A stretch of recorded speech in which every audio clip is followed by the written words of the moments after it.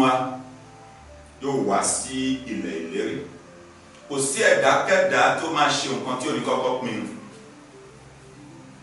Bíbélì wípé kò sẹ́nikẹ́ni tí ó fẹ́ kọ́lé tí ò ní kọ́kọ́ jókòó kó ṣe ìṣirò owó ìṣirò kó má bàa dàbí kó bẹ̀rẹ̀ tán kò lè ṣe mọ́.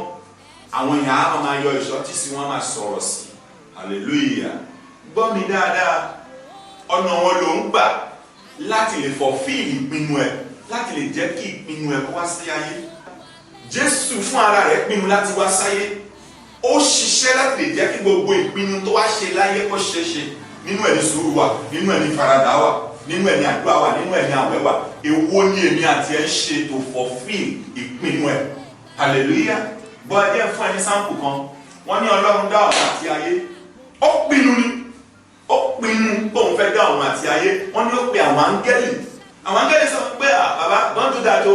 Ṣùgbọ́n wọ́n tó ti pinnu. Ṣé kìí ṣe pé ohun tí wọ́n náà ti pinnu àwọn kan ti sọ fún ẹ pé don't do that?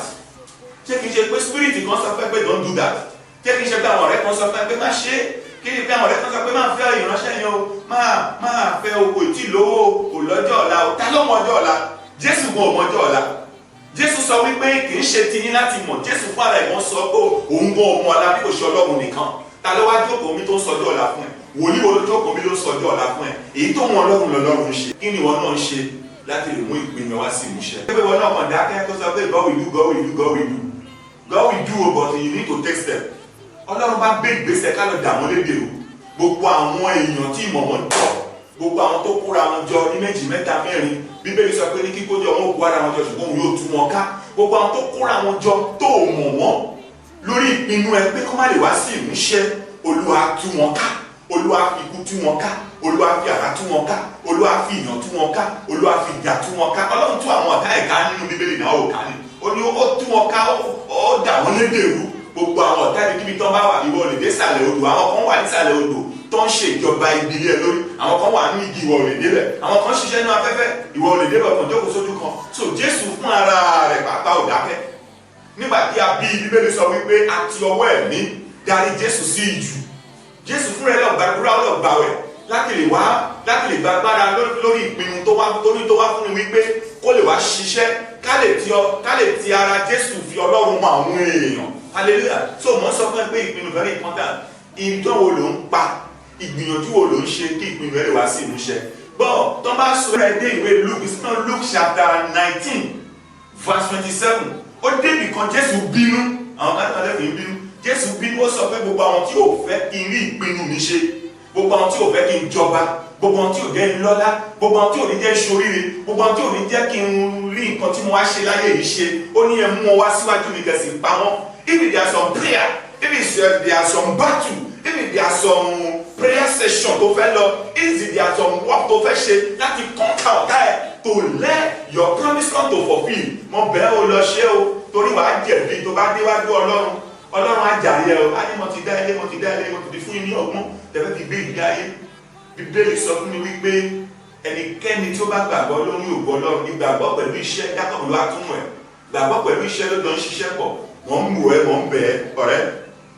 Ohun tí mo ń gbìyànjú tí mo ń wá fún ẹni wípé ọ̀nà wo ló ń gbà, ìgbìyànjú wo ló ń ṣe láti lè jẹ́ kí ìpinnu ẹ wá sí ìmúṣẹ.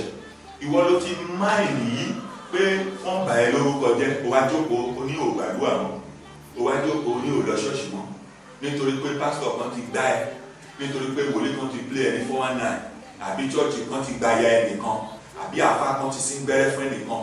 Ó sáà rí kọ̀ǹpléènì àwọn èèyàn ló ń rí, ó nídìí láti rí yẹn. Yorùbá sọ wípé tí a bá sọ pé ká díjú kí ẹni rere kó lọ, wọ́n ní ìgbà kí ẹni bí lọ sọ́rí, wọ́n ní tábà ká díjú kí ẹni bí fi kọjá, gbà kí ẹni rere máa tẹ̀lé àní mọ̀ ọ́ ní mọ̀ ohun tí wọ́n gbìyànjú láti sọ fún ẹni wípé gbogbo ọ̀nà tó bá lè gbà láti lè jẹ́ kí ìlérí ẹ wá sí ìmúṣẹ òun ni ó ṣe o. Jésù wá sáyé, gbogbo tí wọ́n ní wá ṣe lórí ṣe o. Ó gba kọ́kọ́rọ́ lọ́wọ́ ikú, ó wo afọ́jú sàn, ó wo alárùn ẹ̀gbẹ́ sàn, ó sọ omi di wáìnì. Kò sẹ́nikẹ́ni tó jù lọ́wọ́, kì í ṣojú lásán. Gbogbo nǹkan tó bá ń sọ ń pa ẹ̀ máa wọ́rí, jẹ́ kán máa sọ. Ibi tó ti ń sọ náà wà padà wá rí àwọn tó máa sọ yes. Mo kẹ́kọ̀ọ́ kan nínú ìwé Book of Acts, Iṣẹ́ àwọn Apostles 28. Wọ́n ní brother Paul, wọ́n ní ó wà ó ń rí kọjá lọ lórí òkun ní ìjì dìde, ìjì náà le tó bẹ́ẹ̀ gẹ́ débi pé ó fẹ́ da ọkọ̀ sí inú omi kí gbogbo wọn kú dànù, ṣùgbọ́n ó padà yìí gbà tó wáyé tó wá bọ́ sí orí erùpẹ̀ èyí tí o bá ń pè ní èbúté. Wọ́n ní ó jẹ́ àkókò ọyẹ́ òtútù mú wọn, hallelujah. Wọ́n ní brother Paul ó wá fẹ́ lọ ṣá igi pé kán lè dáná, ibi tó ti lọ ṣá igi, ibi tó ti rí igi kan tó kàn mú igi gbígbẹ kan pé kóun kan fi dáná ní ejò paramọ́lẹ̀ ó lọ́mọ lọ́wọ́ débi pé ó fẹ́ gé jẹ. Àwọn èèyàn rẹ̀ sọ pé èèyàn burúkú ni brother Paul yóò rí ìránṣẹ́ Ọlọ́run tó jẹ́ wípé Bíbélì sọ pé tó bá ń kọjá lọ lásán òjìji ẹ̀ máa ń jí àwọn òkú dìde. Brother Paul tó yẹ pé nípasẹ̀ rẹ̀ lọ́pọ̀lọpọ̀ ènìyàn tó fi gba Jésù gbọ́, wọ́n bà á lórúkọ jẹ́. Wọ́n bà á lórúkọ jẹ́, ìyẹn kì í ṣe tuntun. Ànábì wọ́n bà á lórúkọ jẹ́, Mósè wọ́n bà á lórúkọ jẹ́, Jésù wọ́n bà á lórúkọ jẹ́, Ọ̀ṣọ́fà wọ́n bà á lórúkọ jẹ́, Olúmọládé wọ́n bà á lórúkọ jẹ́. Ìyẹn kì í ṣe tuntun. Má jẹ́ kí ìyẹn tó bá máa tẹ́tí sí yẹn wá wíìkì, kó wíìkì dẹ̀nà ń wá kán lè gẹ́tì ẹ̀ kán lè rí ẹmu. Tó nígbà tí brother Paul wá ń bá ìjò yẹn jà, àwọn èèyàn rẹ̀ sì sọ̀rọ̀ òdì sí pé tí ò bá ń ṣèyàn burúkú, báwo ló ṣe máa yege lórí omi tí ò kú lórí omi tó jẹ́ pé orí ilẹ̀ ló ti fẹ́ kú yìí. Brother Paul dá wọn lóhùn torí àkókò mi wà ọ̀rọ̀ mi wà káàkiri dáhùn. Wọ́n ní Jésù pàápàá níwájú Pílátù wọ́n bèrè lọ́wọ́ wọn ní kò dáhùn.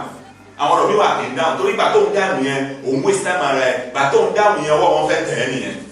Níbi tó ti wá ń jagun tó ti ń jà pẹ̀lú ejò, Bíbélì sọ wípé ejò yẹn ó lọ mọ́wọ́ ó ṣan mọ́lẹ̀, ejò yẹn sì kú. Àwọn èèyàn tó ń bú Pọ́ọ̀lù lẹ́sẹ̀kẹsẹ̀ pé èèyàn burúkú ni, àwọn náà ló yí òun wọn padà pé dájúdájú akànṣe òrìṣà ni bàbá yìí. Nínú ìpinnu kò sí no rárá, tó bá ṣe tí ò tí ì mú máa kọ̀ntínú. Tó bá ṣe Yorùbá sọ wípé àgbẹ̀dẹ tó ń lu irin lójú kan, wọ́n ní ó fẹ́ mú àmì jáde ń bẹ̀rẹ̀. Hallelujah. So ó ò ní jẹ́ kó rẹ̀ rárá. Mo gbàdúrà fún ẹ o, mo tún sọ àsọtẹ́lẹ̀ ìyanu Ọlọ́run á ṣẹlẹ̀ láyé ẹ, ìlérí má jẹ̀mú Ọlọ́run á wá sí ìmúṣẹ. Gbogbo tó máa ń sọ pé má jẹ́ kí ìyẹn kó wíkì ẹ, gbogbo tó máa ń sọ pé má jẹ́ kí ìyẹn rẹ̀ rárá. Ìpinnu ẹni kó máa lé, ibi tó ń lọ ni kó máa fojú sí. Mo fẹ́ kọrin kan fún ẹ, bá mi kọrin yẹn. Orin yẹn sọ wípé ayọ̀ ni mo fẹ́ ó bàbá, Ọlọ́run ayọ̀ má yọ̀ mí kún o. Ayọ̀ ni mo fẹ́ ó bàbá, Ọlọ́run ayọ̀ má yọ̀ mí kún o. Tí ìwọ bá ti ń gbàdúrà fún ayọ̀, tí àwọn kan tí wọ́n sì ń fẹ́ ibi sí ẹ, ìwọ máa gbàdúrà fún ayọ̀ lọ. Wàá rí pé ayọ̀ tí ìwọ ń fẹ́ yẹn ló máa rí. Tó bá wá ṣẹlẹ̀ ńgbà míì tí ayọ̀ yẹn ò tí tó, má dákẹ́. Má ṣe kí ni má dákẹ́. Wọ́n ní bọ̀rọ̀dá mi kan ó wà kànga nínú Báíbù, ó wà kànga àkọ́kọ́, wọ́n gbà á lọ́wọ́ ẹ̀, wọ́n fi yẹ̀pẹ̀ nígbà. Kò jẹ́ kí ìrẹ̀wẹ̀sì níbà ó tún wà míì. Wọ́n tún fẹ́ yẹ̀pẹ̀ nígbà, ó tún wà míì. Gbọ́n ó wá díjọ́ kan ó wà kan tí omi yọ. Ìsínú ọkọ̀ Genesis 26:27. Wọ́n ní wọ́n sì wá bá Ísákì, wọ́n sì wá yọ̀ fún pé kànga tí àwa kan omi mọ́, gbàdúrà fún gbogbo ọkàn tó ṣàmì dáadáa. Gbogbo ìgbìyànjú ẹ lórúkọ Jésù wá kan omi, kànga iyè, kànga ògo, kànga ìbùkún, kànga oríire, kànga ayọ̀ tó ń wà láti ìjọ yìí tí kò kan omi lórúkọ ńlá Jésù Kristi. Ó yá kùnà ó kan omi, ayọ̀ kó dé, ayọ̀ kó wọnú ẹ, káwọn èèyàn celebrate pẹ̀lú ayọ̀ kó wọnú ẹ lọ. Mo sọ pẹ̀lú ìgbàgbọ́, olùkọ́ ó ṣe bẹ́ẹ̀. Jésù Olúwa wa, èmi náà ni wòlíì yín, ọmọ yín, prophet Edmond Kan. You are blessed in Jesus' name.